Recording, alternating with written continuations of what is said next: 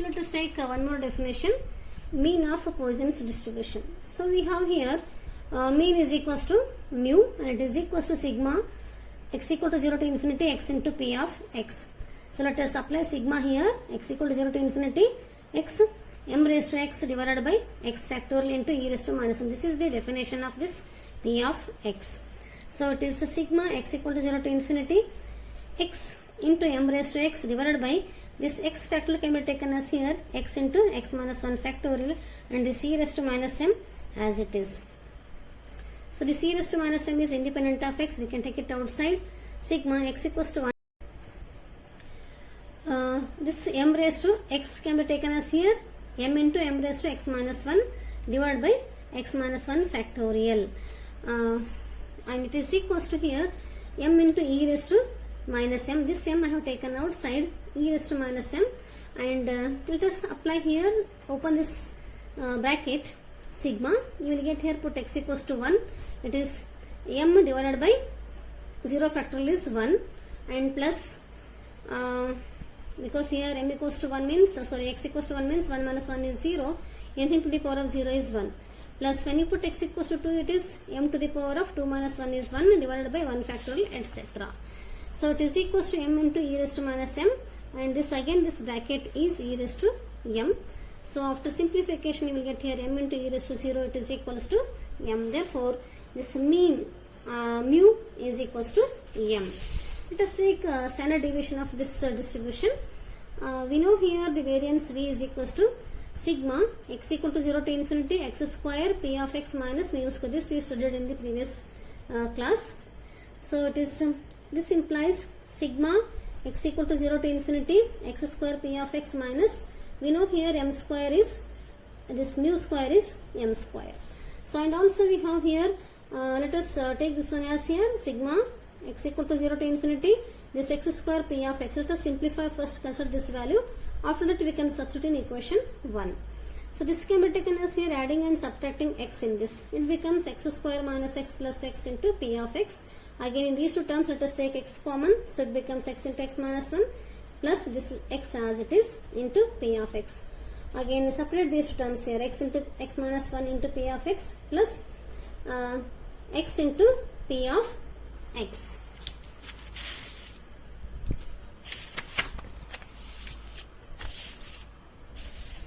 So this implies here x equal to 0 to infinity x into x minus 1 p of x plus sigma x equal to 0 to infinity x into p of x. Let us simplify here this x into x minus 1 as it is. P of x is, we know, m raised to x divided by x factorial into e raised to minus m plus x equal to 0 to infinity x into p of x is again m raised to x divided by x factorial into e raised to minus m. This is the definition of p of x. So this implies here here this x factorial. This x factorial can be taken as here, we know this x factorial can be taken as here x into x minus 1 into x minus 2 factorial. So here this x into x minus 1 divided by x into x minus 1 get cancelled, and next x minus 2 factorial remains into e raised to minus m. Plus here also same thing, here this x factorial can be taken as here x into x minus 1 factorial. So x cancel, only x minus 1 factorial remains in the denominator. So this implies here this is equals to sigma x equal to 2 to infinity, because here if you put x equal to 0, so first term becomes 0. When you put x equal to 1, second term becomes 0, so etc. So we can leave these two terms. We will start from x equals to 2 only. So it is the remaining term you write as it is here. And this m raised to x can be taken as here m square into m raised to x minus 2, because here after adding these two you will get here m raised to x only. And here also same thing, this m raised to x can be taken as here m into m raised to x minus 1 and remaining term as it is. So this implies here m square into e raised to minus m I will take outside because it is independent of x, and write the remaining term. Here also m into e raised to minus m you take outside and write the remaining terms as it is. So this m square e raised to minus m, let us put x equals to 2 here, you will get 1. When you put x equals to 2, you will get m by 1 factorial, etc. And plus m into e raised to minus m, here also you put x equals to 1, you will get 1. When you put x equals to 2, you will get here m divided by 1 factorial, etc. So this bracket is again e raised to m. So m square into e raised to minus m into e raised to m plus m into e raised to minus m into e raised to m. So this is m square into e raised to 0 plus m into e raised to 0. Again we know e raised to 0 is 1, so it is m square plus m. Let us substitute this value in equation 1, because here equation 1 is what? V is equals to sigma x equal to 0 to infinity x square p of x minus m square. Let us substitute this value. This is m square plus m minus m square get cancelled. So we get here v is equals to m, and we know standard deviation is equals to under root of variance. So sigma is equals to we have here under root of m, since v is equals to we know here, since v is equals to we know m. Therefore this standard deviation is equals to under root of m. Let us take one example. Find the binomial distribution which has mean 2 and variance 3 by 2. And we know from the binomial distribution, mean is equals to n into p and variance is equals to n into p into q. By rate it is given that here mean mu is equals to 2, and we know here mean is equals to n into p, and that is 2 is equals to n into p, and variance v is equals to 3 by 2, and we know the definition of variance as n into p into q. So this implies here n into p into q is equals to 3 by 2. So from this we have here n into p is equals to 2 implies, and this implies here v is equals to, we know v equals to 3 by 2, and it is equals to n into p into q. We know n into p is 2, so 3 by 2 is equals to 2q. From this we can say that here q is equals to 3 by 4. And we know p plus q is equals to 1. This implies here p is equals to 1 minus q. So it is equals to 1 minus 3 by 4. You will get 1 by 4. Now we got here p as 1 by 4 and q as 3 by 4. And we know one more relation here. It is given mean, that is equals to n into p. It is equals to 2. We know the value of p here. Put as this, keep n as it is, n into 1 by 4, because p is 1 by 4 is equals to 2. This implies here n is equals to 8. Hence we know here this Poisson's distribution p of x is equals to n cx p raised to x into q raised to n minus x. Let us substitute all the values here. P of x is equals to n is 8 cx, p is 1 by 4 raised to x, and q is 3 by 4 raised to n minus x is 8 minus x.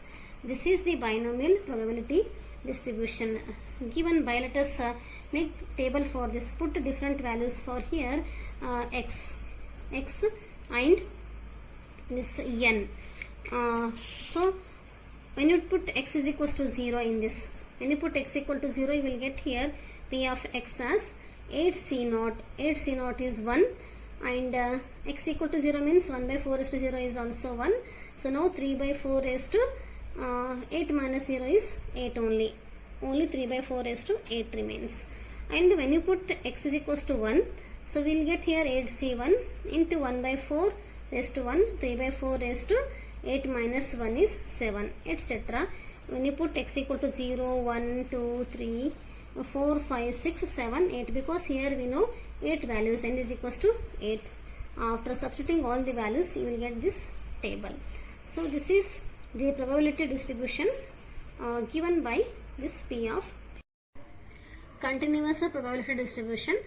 A continuous random variable which takes infinite number of variables or any real value in an interval gives rise to continuous probability distribution, is known as continuous probability distribution. So we know here this a random variable which gives infinite number of variables is known as continuous random variable. So using that we can have here continuous probability distribution also. Let us take continuous probability function or probability density function. We can also call it as a probability density function, that is PDF. If for each x belonging to the range of a continuous random variable x, we assign a real number f of x satisfying the conditions. So if it satisfies these two conditions, then we can see that function as continuous probability function.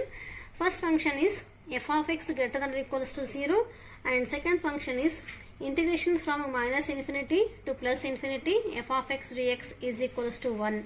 Then then the function is known as continuous probability function. So, and if you take some interval in between this minus infinity and plus infinity, that is here, let a comma b be a subinterval of the range of the probability range of x, then the probability that x lies in a and b is defined by p where x is in between a and b is equals to integration from a to b f of x dx. That is, instead of this minus infinity to plus infinity, we can have a sub interval that is from a to b. Then also we can define this function as like this, integration from a to b f of x dx.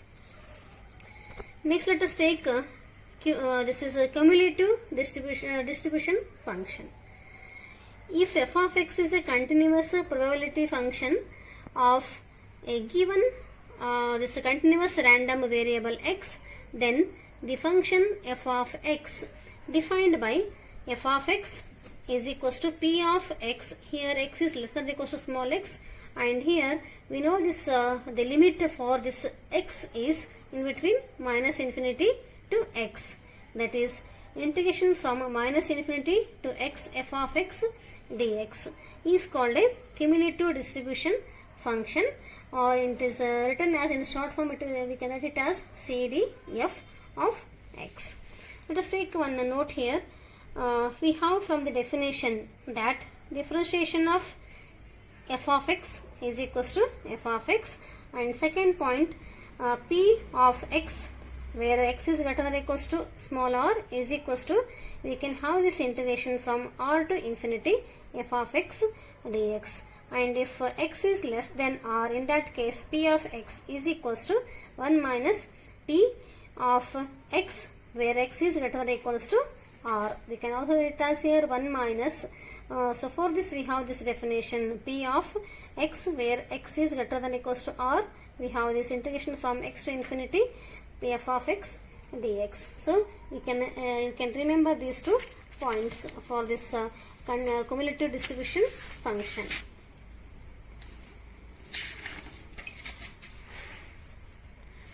Let us take mean and standard deviation of the continuous probability distribution. If f of x is a continuous probability function of continuous random variable x, then mean mu, or we can also write it as here expectation e of x is equals to integration from minus infinity to plus infinity x f of x dx.